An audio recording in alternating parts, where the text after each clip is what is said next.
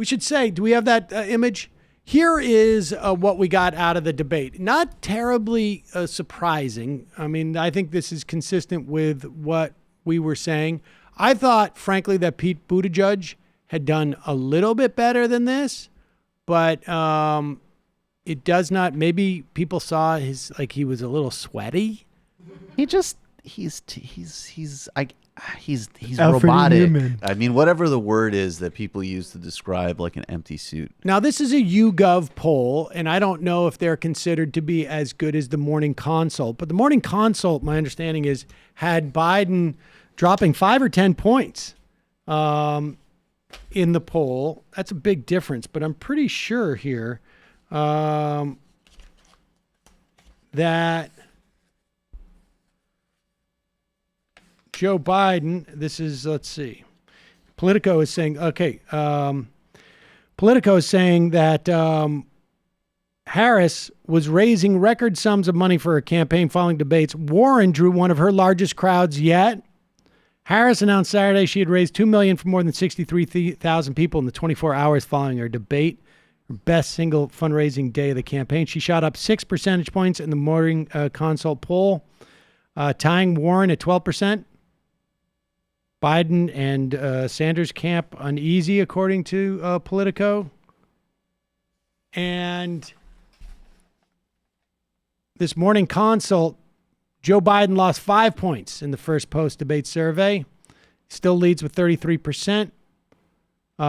Sanders had a slight drop in favorability, but not necessarily in his polling. Here is some more of the electability. And again, this is really problematic for Biden. For everybody else, there's room for them to make the case and whatnot and to attract voters because I think they're electable, but I love their policies. Electability obviously goes into everybody's perspective in a primary. The problem is if it's all electability, come time for the general, it's hard to find volunteers, right? In part because if there's no delta between them getting elected and their electability, you feel like, well, what do I have to do? I chose the electable one. Definitionally, they're electable. I don't have to do anything. I think that certainly hurt Hillary Clinton, without a doubt. It also was compounded by the fact that everybody, including this program, was saying Donald Trump has, anywhere from 85 to 99% chance of losing.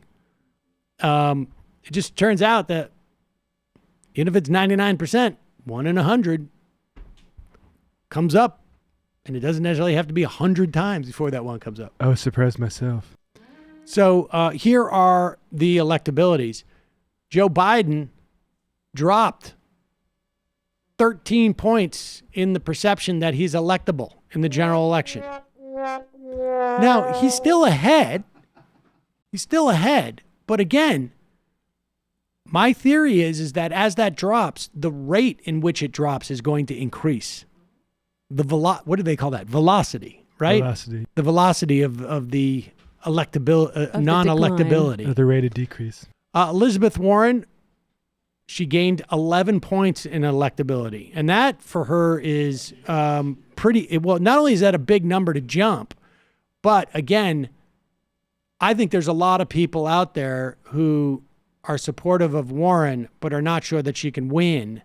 And as more people get convinced that she win, it has, I don't think, quite the same velocity effect as Joe Biden's fall, but those percentage points are just like candy from a piñata. Indeed. Kamala Harris up by 10%. Bernie Sanders, more or less the same. Slow and steady. In terms of electability. I guess 1 point, but that's well within the margin of error. So that's just noise. Cory Booker jumped a couple of points. Again, not big enough necessarily to say it's outside the margin of error. Pete Buttigieg dropped 2 points. Again, margin of error.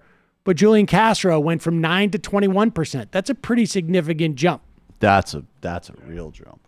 That is a real jump. Amy Klobuchar went up by 3 points only because people probably didn't even know she was in the race. That must be just pure. Although, did Gillibrand get the same? Gillibrand got 2 points. Okay, so Gillibrand and Klobuchar. It's also within the same. exposure, Yeah. But the big story is basically the two of the 3 Bs. Actually, all 3 Bs went down.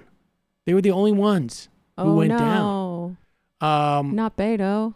Beto dropped. I'll give myself an A. He's going to be so sad, though. Well, here's the sad part. I think I did well. He's gonna. The sad part is he can't even say like he gets an A in terms of drop because his was only 12 points and Joe Biden's was 13%. So he's really came in. How are we defining drop here? I came in second. I came in second amongst those who dropped. And that is why I am so excited to keep making a total ass of myself and burning up the money you're giving me like lighting a cigar or a spliff with $100 bill. I hope he doesn't post any sad videos. I bet you he drops out if he's in another debate with Julian Castro. There you go. He really should. Well, you know what it turns out? He should drop out. Julian Castro does not speak Spanish. Oh, really? He does not speak Spanish. His Spanish apparently is actually piss poor. I mean, he's trying to bone up, but he does not speak Spanish. He's not. It's not a first language. Let's put it that way, or second language, rather, I should say. So there it is. I mean, look. I try not to spend too much time on the horse race stuff, but we have talked about these policies ad nauseum, and we'll talk more about them as we go on, as they're introduced. At this point in the race in 2008, if I remember correctly, all 3, or maybe at least 2 of them, Edwards and maybe Obama, maybe Clinton didn't come out with hers until later, had released fully articulated plans. Now, Bernie Sanders has put legislation in. Others have offered legislation and have signed on to different legislations. But as candidates, putting out a plan really locks you into very specific things. And none of them have done that up to this point. There have been other plans that have been put out that have been very specific. Things like the college debt proposals or the free college, et cetera, et cetera. Criminal justice reform. So we will get to that when we get to that.